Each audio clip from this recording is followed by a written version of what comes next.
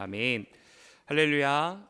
수요 전에 올라 함께 예배하신 모든 분들과 또 영상으로 참여하신 모든 분들 위해 하나님의 크신 은혜와 평강이 함께 하시는 복된 한날의 삶이 되시기를 주님의 이름으로 축원합니다. 오늘 말씀의 제목은 인생의 문을 여시는 하나님의 주권입니다. 인생의 문을 여시는 하나님의 주권. 미국의 한 작가는 이런 말을 남겼습니다. 인간은 스스로 문을 열 수 있다고 믿을 때 가장 교만해지고 그 문이 도저히 열리지 않는다는 것을 깨달았을 때에 비로소 하늘을 본다라는 말을 합니다. 우리의 인생도 이와 같습니다. 우리는 내 힘과 열심이라는 열쇠를 가지고 인생의 문들을 하나씩 열려고 합니다. 자녀의 문, 성공의 문, 물질의 문을 열기 위해서 밤잠을 설치며 수단과 방법을 가리지 않고 일합니다. 하지만 아무리 힘을 주고 밀어도 아무리 정교한 계산법을 들이대어도 절대로 열리지 않는 문이 있습니다. 그때 우리는 이 라헬처럼 절규하고 야곱처럼 편법을 쓰기도 합니다. 그러나 성경은 우리에게 분명히 말씀합니다. 문을 여시는 권한은 오직 하나님께 있고 하나님께서 여시면 닫을 자가 없고 하나님이 닫으시면 열 자가 없다라고 말씀하고 있습니다. 오늘 우리가 나누고자 하는 이 창세기의 말씀은 인생의 큰 두 가지 현장인 가정과 일터에서 일어나고 있는 치열한 인간의 몸부림에 대해 기록한 말씀입니다. 오늘 말씀은 크게 세 부분으로 나눠볼 수 있습니다. 첫 번째 부분은 1절로 13절까지 말씀으로 여종들을 통한 출산 경쟁입니다.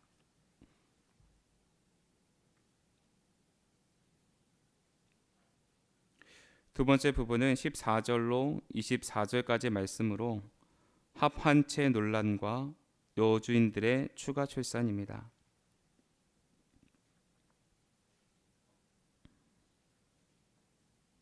세 번째 부분은 25절로 43절까지 말씀으로 라반과 이별한 야곱에게 임한 하나님의 축복입니다.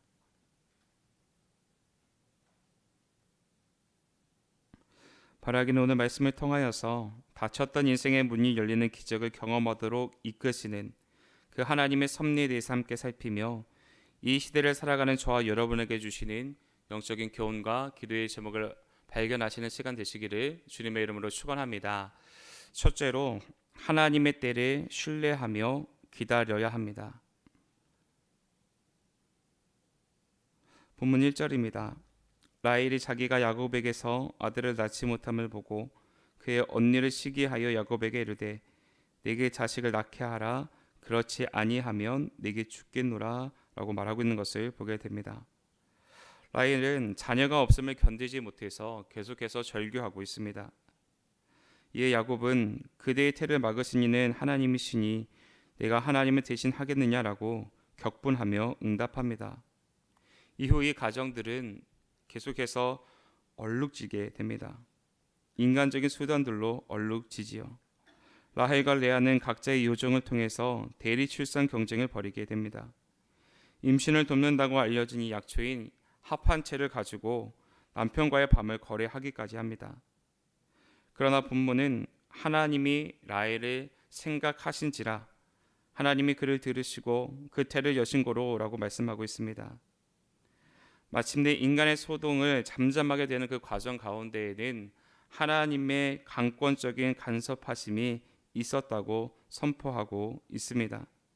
인간의 계산이 무성했던 그 자리에서 결국 생명의 문을 여시는 분은 하나님이시란 사실이 분명해지고 있는 것입니다. 사랑하는 여러분, 오늘 말씀에서 우리는 조급함의 신앙이 갖는 위험성에 시선을 고정해 보아야 합니다. 라헬의 절규는 단순한 감정의 절규가 아니라 삶이 무너질 것만 같은 공포였습니다. 그는 지금 당장 상황을 바뀌기 위해 눈에 보이는 수단인 합한채를 얻고자 몸부림칩니다. 그러나 야곱의 말처럼 생명의 문은 사람이 여는 것이 아닙니다. 하나님께서 열어주셔야지만 생명을 인택해 되는 것입니다.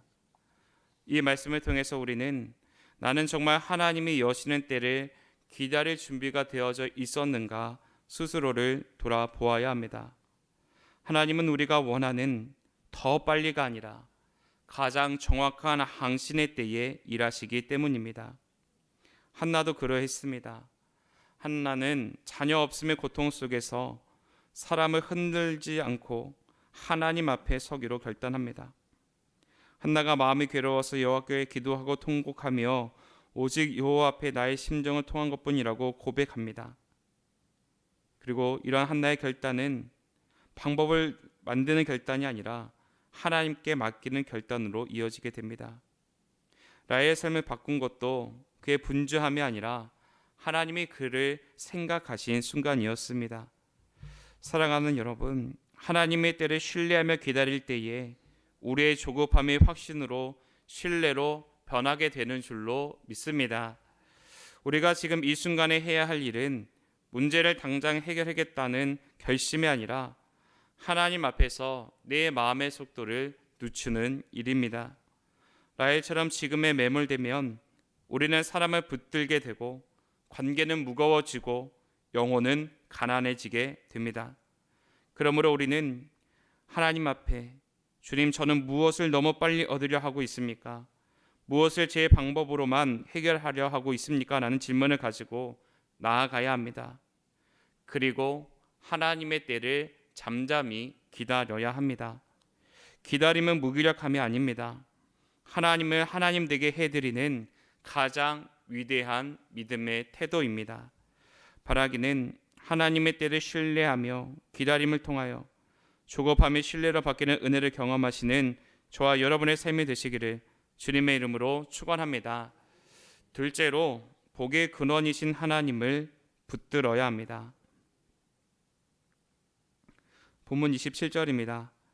라반이 그에게 이르되 여호와께서 너로 말미암아 내게 복 주신 줄을 내가 깨달았노니 내가 나를 사랑스럽게 여기거든 그대로 있으라라고 기록합니다. 오늘 말씀 후반부에 이르러서는 야곱이 일하였었던 일터의 현장으로 시선이 옮겨지게 됩니다. 라반은 야곱을 붙들면서 여호와께서 너로 말미암아 내게 복 주신 줄을 내가 깨달았다라고 고백합니다. 야곱 역시 자신의 수고보다 더욱 많은 것을 거두게 하신 것은 하나님의 축복이었음에 대하여 고백합니다. 그러면서도 이 야곱은 인간적인 계산으로 라반에게 점 있거나 아뢰진 것들을 달라고 요청합니다. 하지만 라반은 그 즉시 해당 양들을 빼돌립니다. 그리고 야곱과 사흘이나 멀리 떨어진 곳에 격리시켜 버리지요. 그랬더니 야곱도 계속해서 잔꾀를 부립니다. 나뭇가지를 물구이 앞에 세우는 인간적인 방편을 동원하면서 자신이 원하는 것을 얻고자 고군분투하고 있는 것을 보게 됩니다. 그러나 본문의 진정한 결론은 인간의 기법이 아닌 하나님의 섭리에 있었습니다. 이에 그 사람이 심히 번성하여 양떼와 노비와 낙타와 나귀가 많았더라 라고 본문 43절은 말씀합니다. 이기심이 충돌하는 일터 한 복판에서도 하나님께서는 야곱을 번성케 하셨다는 겁니다. 사랑하는 여러분, 오늘 말씀은 우리에게 필요한 모든 것들을 공급하시는 분이 하나님이시라 말해주고 있습니다. 먹고 사는 문제는 누가 책임지는가라는 이 질문 앞에서 유일한 대답은 하나님이라고 우리에게 알려주고 계십니다. 오늘 말씀에서 불신자인 라반조차 복의 근원이 하나님임을 인정하게 되었습니다. 그러나 이러한 영적인 고백이 있다 할지라도 현실의 갈등은 변하지 않았습니다. 왜냐하면 그의 마음 가운데에는 탐욕이 자리하고 있었기 때문입니다. 비단 이것은 라반만의 문제가 아닙니다. 야곱에게도 동일하게 적용되는 문제입니다. 우리는 야곱의 선택을 믿음으로만 미화해서는 안 됩니다. 야곱 역시 당시 속설을 의지하는 얄팍함을 보입니다. 그러나 하나님께서는 하나님의 신실하심으로 당신의 정한 뜻을 이루어 가십니다. 하나님께서 정하신 뜻이 이루어지는 현장에 있었음에도 우리가 하나님의 방법을 벗어나 인간적인 수단에 매몰되게 되어진다면 그 과정은 우리 가운데에 상처로 자리매김합니다. 성경은 수고가 헛되지 않기 위한 조건에 대하여 시편 127편 1절에서 여호와께서 집을 세우지 아니하시면 세우는 자의 수고가 헛되다라고 말씀하고 있습니다. 숙고의 주권자를 바꾸라고 말씀하고 있습니다. 다니엘도 역시 인생의 주권자를 바꿔야 한다는 이 세파 속에서 그의 마음의 중심을 지켰습니다. 다니엘 1장 8절에서 다니엘은 뜻을 정하여 왕의 음식과 그가 마시는 포도주로 자기를 더럽히지 아니하리라 하고라고 기록합니다. 다니엘은 환경을 바꾸려 하지 않았습니다. 하나님 앞에서 그저 자기의 마음, 당신의 중심을 지켰습니다. 그리고 그 결과로 하나님께서 그를 높이 들리게 하시고 또 많은 이들로부터 존영 얻는 삶으로 변화시켜준 것을 우리는 보게 됩니다. 보기에 그러니 하나님이심을 붙드는 사람의 마음속에 하나님께서는 환경이 변화케 되어지는 축복을 나리어 주셨다는 것입니다. 사랑하는 여러분, 복을 내 손으로 만들어 내겠다라는 마음을 내려놓고 보기에 그러니 하나님이심을 붙잡으시는 저와 여러분이 되셔야 하는 줄로 믿습니다. 우리가 오늘 붙들어야 할 것은 영리한 계산법이 아닙니다. 여호와께서 집을 세우지 아니하시면 헛되다 하시는 이 말씀 앞에서 삶의 경영권을 조용히 하나님 앞에 올려드려야 합니다. 내가 복의 주인이 되려 할 때에 우리는 환경에 일희일비하게 되고 불안에 떨게 됩니다. 하지만 하나님을 복의 주인으로 인정할 때에 다니엘처럼 흔들리지 않는 중심을 가질 수 있게 됩니다. 내 손으로 주려 하던 주도권을 하나님께 내어드릴 때에 하나님이 예비하신 참된 번성이 우리의 삶의 자리 가운데에 시작됩니다. 바라기는 복의 권한을 하나님께 두는 믿음을 통하여서 불안이 신뢰로 바뀌고 맡겨진 자리에서 공동체를 살리시는 은혜를 경험하시는 저와 여러분의 삶이 되시기를 주님의 이름으로 축원합니다. 끝으로 하나님의 전적인 주권 앞에 항복해야 합니다. 본문 22절입니다.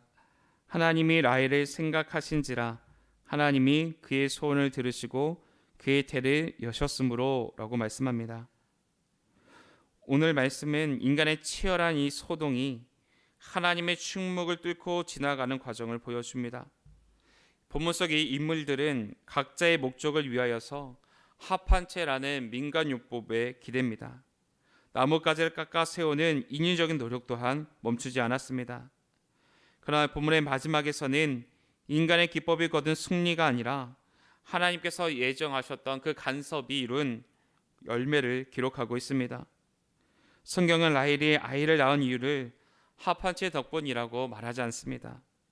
하나님께서 라헬을 생각하셨기 때문에, 하나님께서 태를 여셨기 때문에 얻게 되어졌다라고 말씀합니다. 야곱의 번성 역시 라반의 불의한 계산 속에서도 그를 지키시는 하나님의 주권적인 섭리였다는 겁니다.